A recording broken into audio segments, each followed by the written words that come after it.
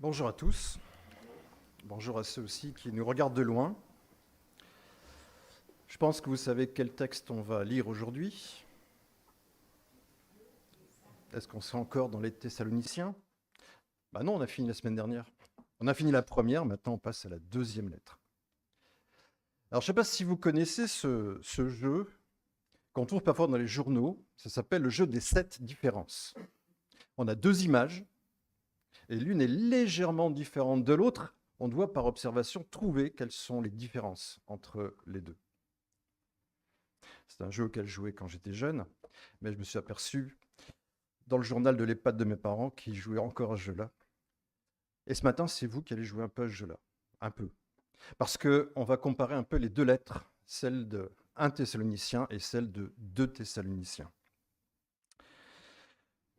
On verra que Paul reprend les mêmes thèmes de manière un peu différente. On va reparler de la parousie, du retour du Seigneur. Et on verra également d'autres attitudes qu'il va corriger. Parce que pourquoi cette deuxième lettre?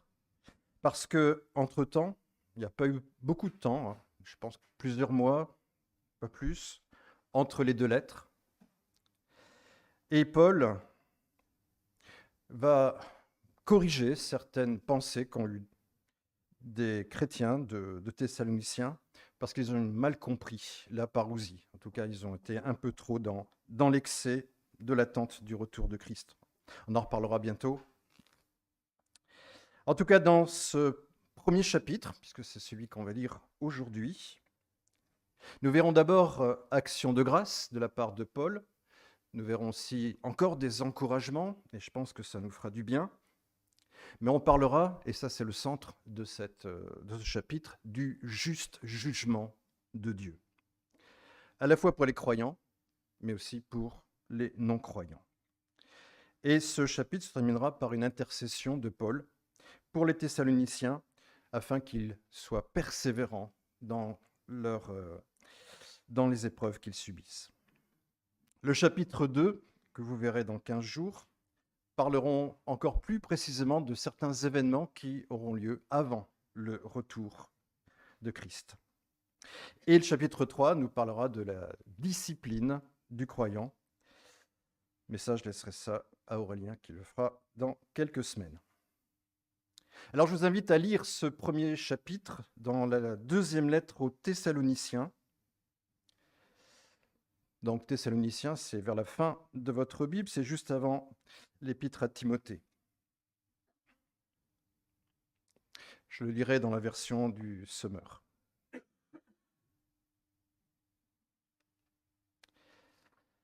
Paul, Sylvain et Timothée saluent l'église des Thessaloniciens dans la communion avec Dieu le Père et avec le Seigneur Jésus-Christ.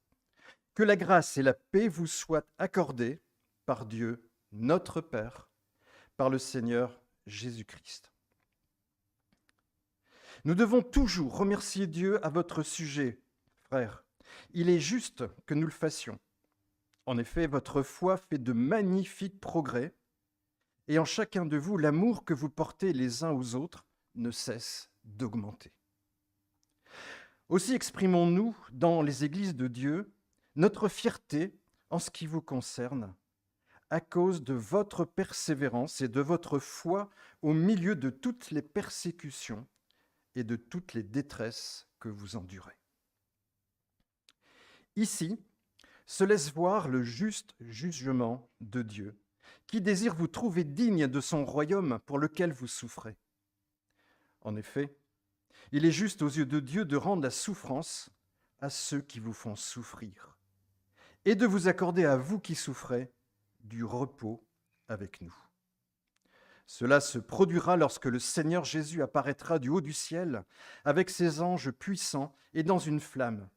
Ce jour-là, il punira, comme il le mérite, ceux qui ne connaissent pas Dieu et qui n'obéissent pas à l'évangile de notre Seigneur Jésus.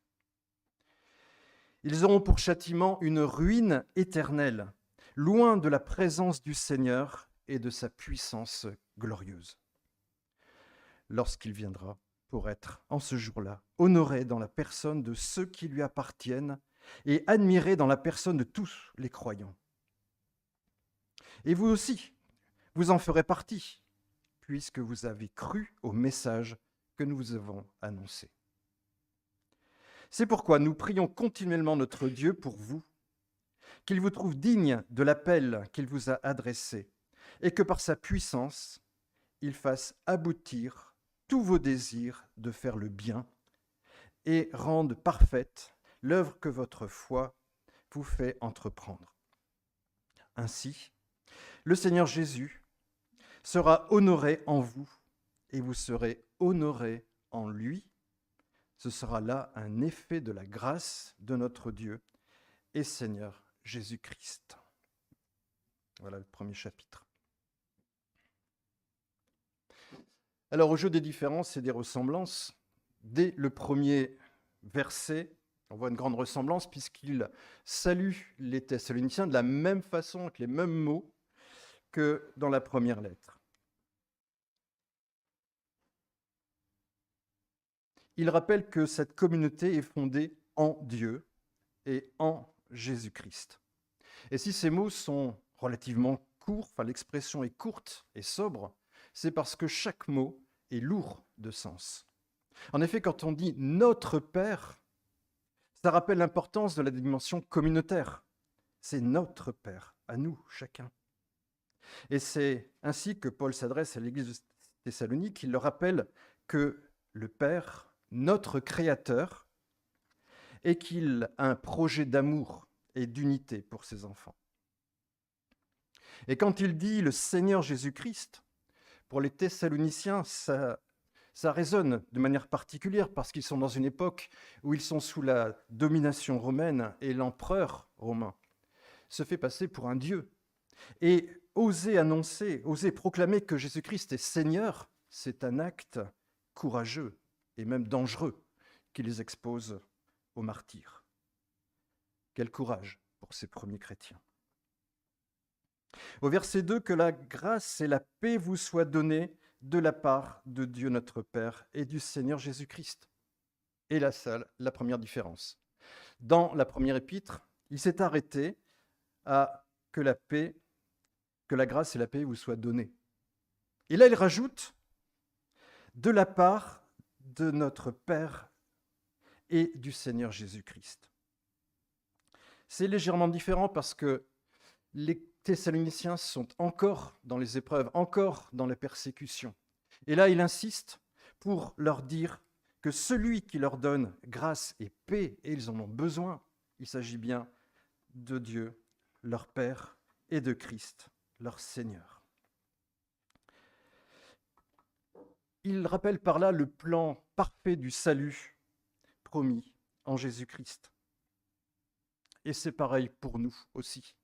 Cette lettre est aussi un pont parce qu'il annonce le retour de Christ.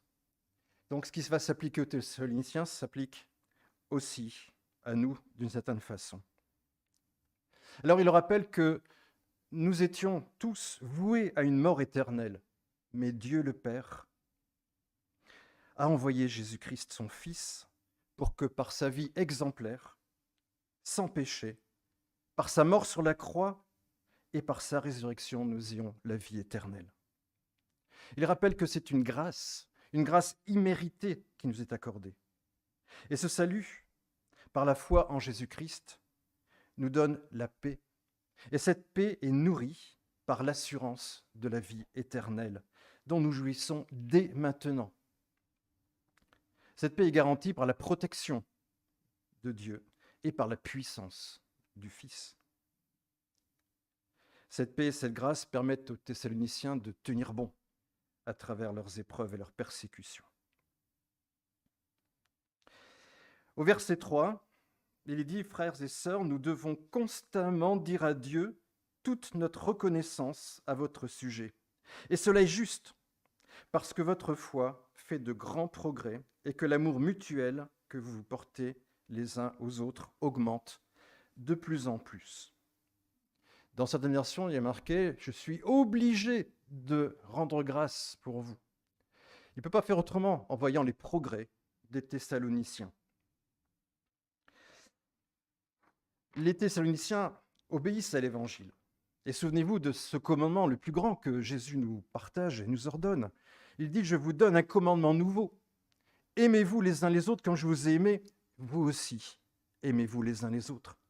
À ceci, tous connaîtront que vous êtes mes disciples si vous avez de l'amour les uns pour les autres. » C'est un témoignage qui rend fier l'apôtre Paul, lui qui est à l'origine, au départ, de cette église de Thessalonique. Au tel point que c'est une réalité également pour les églises des alentours. C'est un témoignage qui rayonne. Il en parle déjà dans sa première lettre, et là, il le rappelle dans la deuxième. Et il constate des progrès entre la première lettre et la deuxième. Je me suis demandé si nous-mêmes, depuis que nous avons commencé cette étude de la première lettre à Thessalonique, eh bien, si nous-mêmes, nous avons fait des progrès dans la foi, dans l'étude de la parole, dans l'amour les uns pour les autres. Personnellement, moi, je ressens vraiment un élan. Et je ressens chez plusieurs le besoin et l'envie de continuer à creuser la parole, à l'étudier ensemble. C'est un enthousiasme, en tout cas, que je ressens dans les réunions du jeudi soir, où chacun partage ce qu'il a sur le cœur et on peut approfondir la parole. Je dirais qu'entre la première lettre qu'on a lue et la deuxième qu'on commence aujourd'hui, il y a eu des progrès. En tout cas, moi, je le ressens. Alors que le Seigneur continue à nous bénir par sa parole et à nous faire grandir aussi, comme les Thessaloniciens, dans l'amour mutuel. Au verset 4, il dit « Nous sommes-nous fiers de vous dans les églises de Dieu à cause de votre persévérance et de votre foi au milieu de toutes les persécutions et les difficultés que vous supportez. » Ces paroles sont un véritable encouragement. Même si Paul n'a pas l'habitude de parler beaucoup des croyants, dans le cas de Thessaloniciens, ils ne pouvaient pas faire autrement. Ils se sont vraiment obligés de rendre grâce à Dieu pour cela. Ils rendent grâce à Dieu pour leur patience, pour leur foi, pour leur persévérance. Mais attention, il ne fait pas l'éloge des Thessaloniciens en tant que personne. Il remercie Dieu pour la grâce qu'il opère en eux, pour leur écoute, pour leur obéissance. Et je dirais là, il y a une leçon aussi pour nous. Parce que nous sommes souvent invités, nous sommes souvent, enclins, à voir les choses négatives autour de nous. C'est peut-être un tempérament français de toujours râler, toujours voir le mal peut-être dans les autres. Mais ici, Paul voit le bien et il voit les progrès que font les autres. Et il les voit parce qu'il voit l'œuvre de Dieu à travers eux. Il a un regard exercé, Paul. Bien sûr, il voit parfois le mal, il est un apôtre qui a du discernement, et il sait s'en occuper quand c'est nécessaire.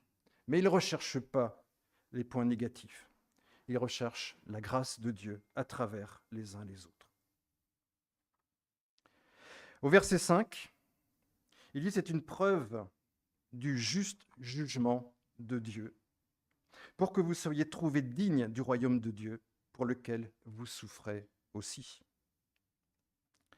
La justice de Dieu se manifestera certes à l'égard des persécuteurs, mais aussi à l'égard des croyants persécutés. Mais Dieu n'est pas injuste quand il permet que ses enfants soient opprimés. En effet, les tribulations peuvent être, dans sa main, un moyen de mettre leur foi à l'épreuve et de manifester clairement leur mise à part de ce monde.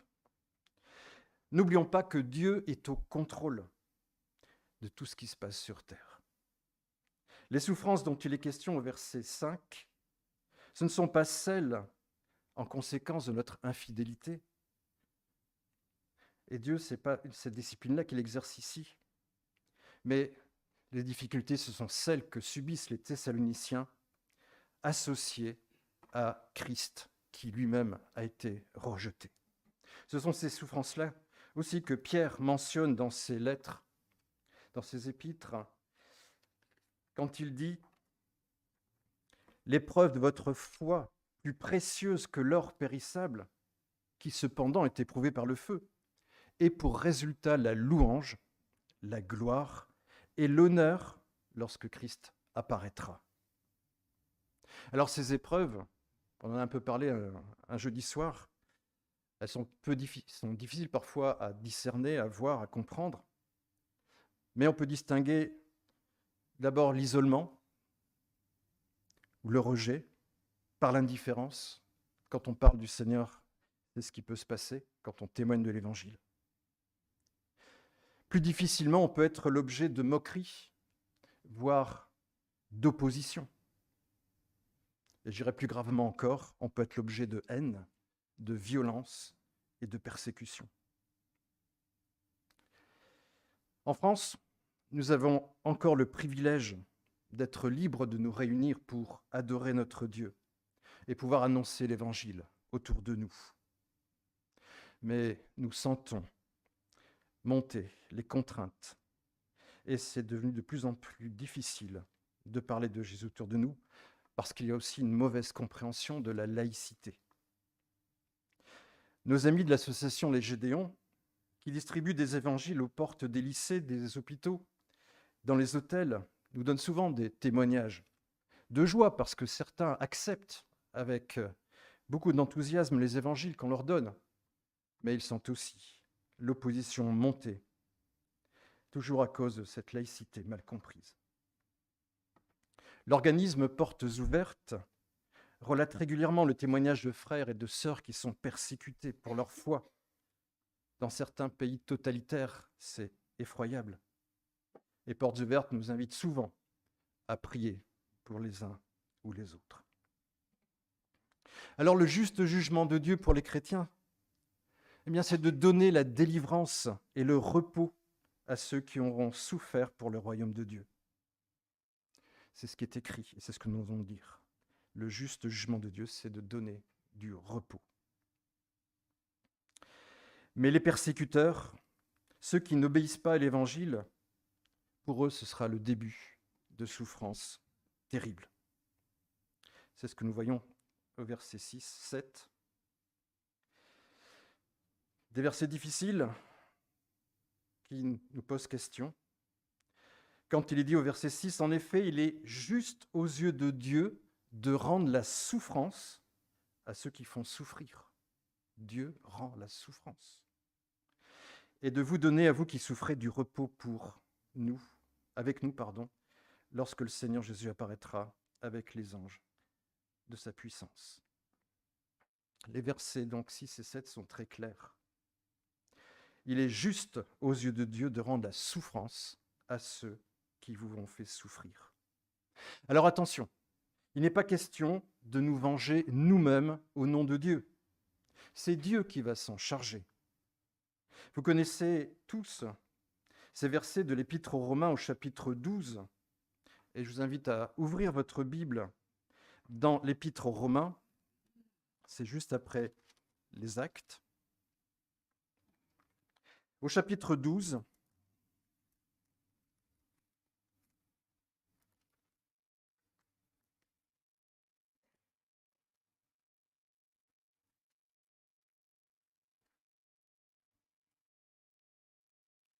à partir du verset 17, chapitre 12, verset 17. Ne répondez jamais au mal par le mal. Cherchez au contraire à faire ce qui est bien devant les hommes, autant que possible, et dans la mesure où cela dépend de vous, vivez en paix avec tous les hommes. Mes amis, ne vous vengez pas vous-même, mais laissez agir la colère de Dieu. Car il est écrit, c'est à moi qu'il appartient de faire justice. C'est moi qui rendrai à chacun son dû. Mais voici votre part. Si ton ennemi a faim, donne-lui à manger. S'il a soif, donne-lui à boire. Par là, ce sera comme si tu lui mettais des charbons ardents sur la tête. Ne te laisse jamais dominer par le mal. Au contraire, sois vainqueur du mal par le bien. Voilà ce qui nous est demandé à nous. Et c'est à Dieu que revient de rétribuer ceux qui lui ont désobéi, ceux qui ont fait souffrir ses enfants. C'est déjà beaucoup, mais Jésus va encore plus loin. Souvenez-vous du sermon sur la montagne, où Jésus rappelle la loi du talion, œil pour œil, dent pour dent. C'est ce qui a été donné aux Juifs pour leur éviter une escalade dans la violence. Chacun était rétribué au juste.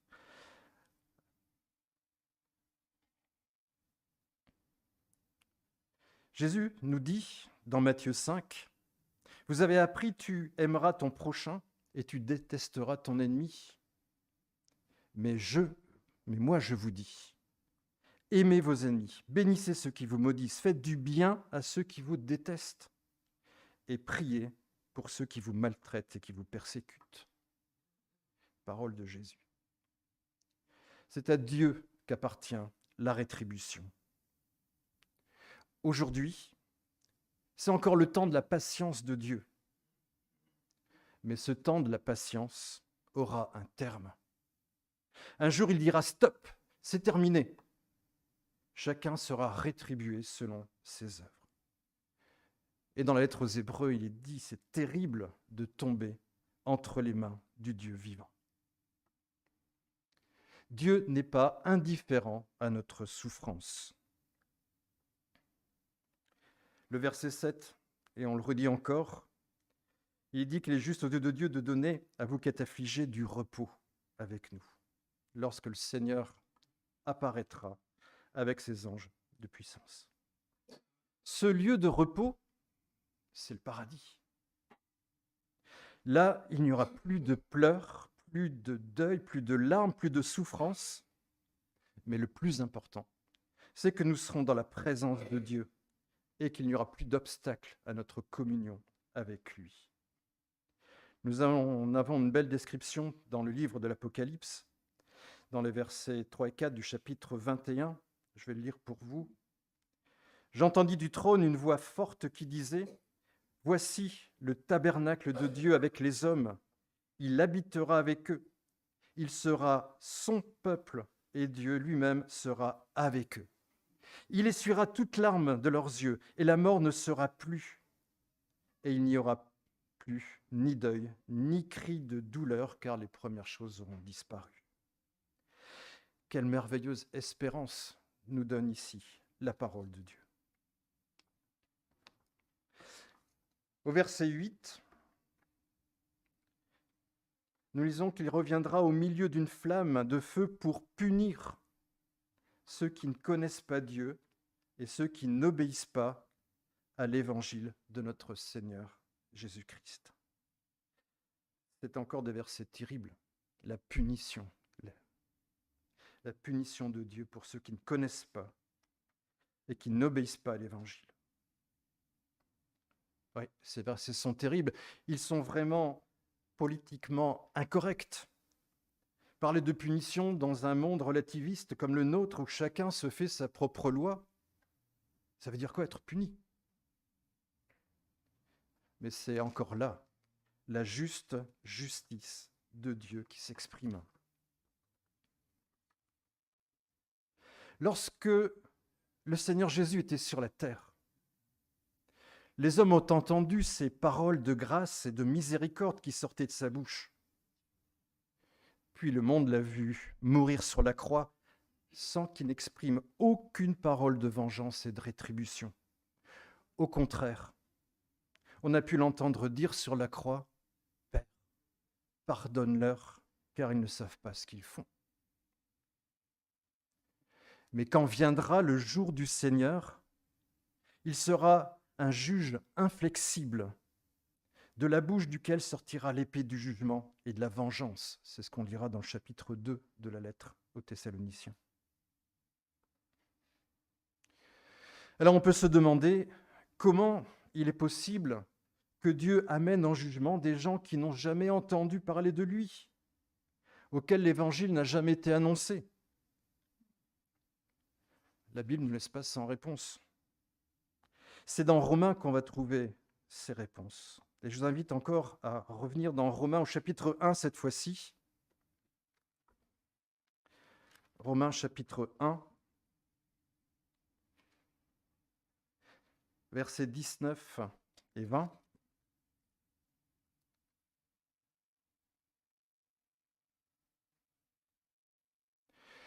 C'est ce qu'on appelle le témoignage de la création, la révélation naturelle. Verset 19, il est dit en effet, ce qu'on peut connaître de Dieu est clair pour eux. Dieu lui-même leur ayant fait connaître. Car depuis la création du monde, les perfections invisibles de Dieu, sa puissance éternelle et sa divinité se voient dans ses œuvres quand on y réfléchit. Ils n'ont donc aucune excuse.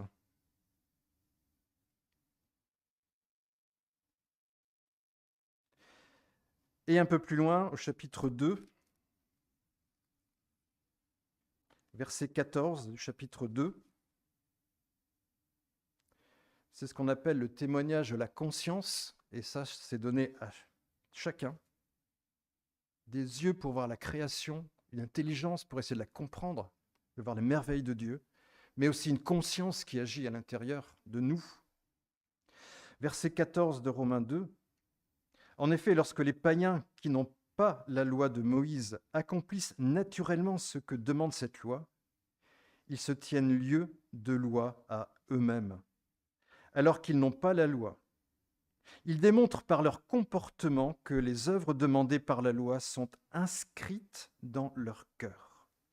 Leur conscience en témoigne également, ainsi que les raisonnements par lesquels ils s'accusent ou s'excusent les uns les autres. Tout cela paraîtra le jour où, conformément à l'évangile que j'annonce, Dieu jugera par Jésus-Christ tout ce que les hommes ont caché. Il n'y a donc aucune excuse pour personne. Il nous est difficile d'entendre ces textes, surtout quand cette condamnation semble toucher nos proches, nos voisins, nos collègues et surtout notre famille.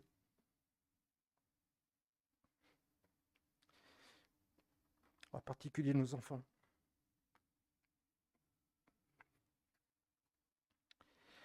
Mais c'est là qu'il nous faut toute notre humilité pour faire confiance à Dieu dans son juste jugement.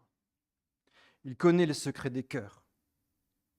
Et je suis persuadé qu'au jugement dernier, quand les œuvres des uns et des autres seront dévoilées, nous comprendrons que dans son immense amour, Dieu a tout fait pour attirer les hommes à lui, ce qui les rend responsables de leurs choix, de leurs décisions. Et je pense que nous serons aussi nous-mêmes convaincus de la justice de Dieu, qui rend à chacun selon ses œuvres et dont la punition dont il est parlé ici ne sera que justice divine. Car Dieu juge avec droiture et équité, parce qu'il est omniscient, amour et sainteté. Au verset 9, Paul va encore plus loin en disant qu'ils auront pour peine une ruine éternelle, loin de la présence du Seigneur et de la gloire de sa force. Quant à la nature de cette punition, elle sera terrible. Ce sera une séparation éternelle d'avec Dieu, sans espoir de retour possible. Certains ont d'ailleurs inventé la possibilité d'un purgatoire pour expier les péchés après leur mort. Mais la parole de Dieu est claire sur ce point. Le jugement entraînera une séparation définitive entre les enfants de Dieu et ceux qui ne le sont pas. D'autres pensent que Dieu est trop bon pour punir éternellement et que nous finirons tous au paradis. Ça a été chanté il y a plusieurs années. D'autres aussi pensent, comme les nihilistes, qu'après leur mort, c'est le néant. Pas besoin de se tracasser là-dessus. Mais le néant, c'est terrible. En tout cas, ce n'est pas l'enseignement de la Bible.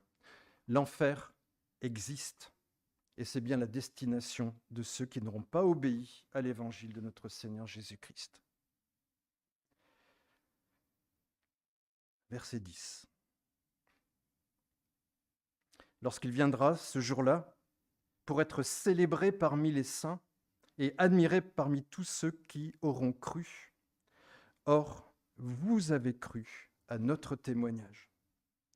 C'est un contraste énorme avec ce qui précède. Paul revient sur le jour du retour du Seigneur, la parousie, et cela pour encourager les Thessaloniciens, comme nous-mêmes d'ailleurs, en leur faisant comprendre que les privilèges promis sont pour ceux qui auront cru. Ce jour-là sera célébré, glorifié. Christ sera admiré à travers ceux qui ont cru à l'Évangile. Il sera admiré dans tous ceux qui auront cru. La venue du Seigneur ne passera pas inaperçue. Il s'agira d'un événement public.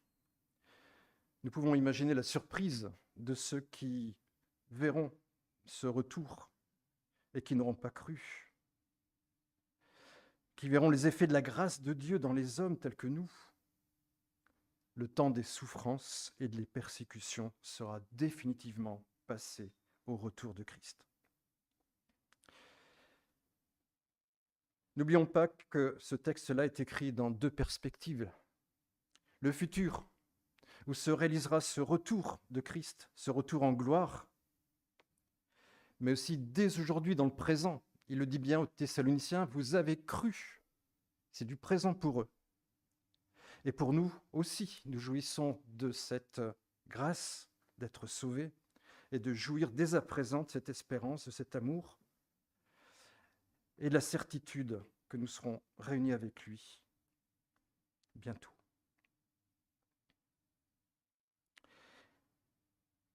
Et Paul sait très bien que les Thessaloniciens sont encore dans la persécution, même dans ce présent, pour eux. Et c'est ce qui amène Paul à terminer ce chapitre par une intercession. Au verset 11 et 12, il dit « C'est pourquoi nous prions constamment pour vous, afin que notre Dieu vous trouve digne de son appel et que par sa puissance, il mène à leur accomplissement tout désir de faire le bien et toute œuvre de la foi. » Après avoir rendu grâce au début de la lettre pour la foi et l'amour des Thessaloniciens, Paul intercède maintenant pour qu'ils tiennent bon jusqu'au bout. Nous savons que cette victoire a été acquise à la croix. Nous avons cette victoire à l'avance, mais nous savons également que le combat n'est pas terminé. Les croyants sont invités à refléter quelque chose de la gloire de Dieu, de la gloire du Seigneur. Déjà, aujourd'hui, dans notre vie quotidienne, en attendant le jour où cette gloire sera manifestée en eux de manière parfaite et visible de tous. Et au verset 12, Paul termine en disant « Ainsi la gloire du nom de notre Seigneur Jésus-Christ sera révélée en vous et la vôtre en lui, conformément à la grâce de notre Dieu et Seigneur Jésus-Christ. » Le but de notre vie, comme celle des Thessaloniciens, c'est de ressembler de plus en plus à notre Seigneur Jésus-Christ, au point que sa gloire sera confondue avec la nôtre, mais pas par nos mérites, uniquement par sa grâce. En conclusion de ce chapitre, Paul a voulu encourager les Thessaloniciens à persévérer dans les épreuves de leur foi, à travers les persécutions, en comprenant bien ce qu'est le juste jugement de Dieu. Et c'est rassurant de savoir que Dieu est au contrôle. Il est souverain. Il nous accompagne sur le chemin de la maturité. Alors, ressemblons de plus en plus à notre Sauveur. J'ai été touché ce matin par le choix des chants, et particulièrement du cantique « Quel ami, fidèle et tendre », dont le dernier couplet rappelle un peu tous les thèmes de cette lettre. Je vous rappelle ce dernier couplet. « Quel ami, fidèle et tendre nous avons en Jésus-Christ. Bientôt, il viendra nous prendre pour être au ciel avec lui. » Quand nous chantons un tel chant, tout notre cœur, toute notre âme doit vibrer. Suivons donc l'étroite voie en comptant sur son secours. Bientôt, nous aurons la joie de vivre avec lui toujours.